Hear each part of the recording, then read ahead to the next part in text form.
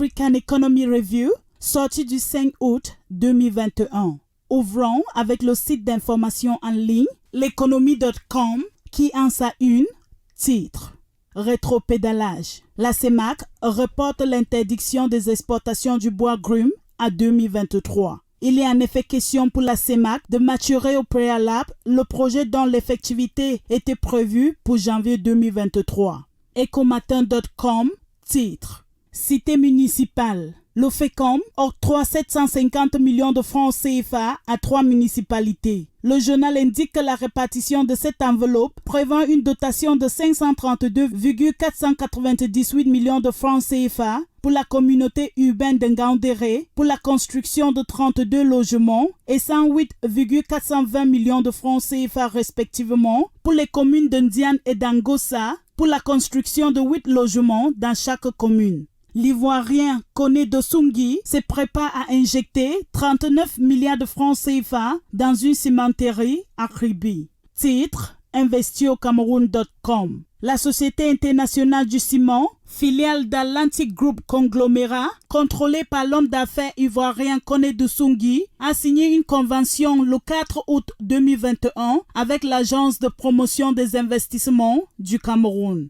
Le ministère des Finances de l'Éthiopie annonce la mise en vente de la seconde licence mobile en août. Fait savoir l'agence d'information Ecofin. 800 milliards de francs CFA de crédit pour la Société Générale Cameroun. Titre financialafrique.com. Le journal informe que la Société Générale Cameroun s'est positionnée parmi les principales banques qui accompagnent les agents économiques à fructifier leurs activités. SikaFinance.com informe que la Côte d'Ivoire a réussi à lever un emprunt de 56,31 milliards de francs CFA sur le marché monétaire de l'UEMOA. Le gouvernement de la République démocratique du Congo a levé sur le marché financier local 15 milliards de francs congolais avec les bons du Trésor indexés en dollars américains lancés le mardi 30 août 2021, soit un taux de mobilisation de 100%, indique un communiqué du ministère des Finances. Fait savoir de DeskEco.com.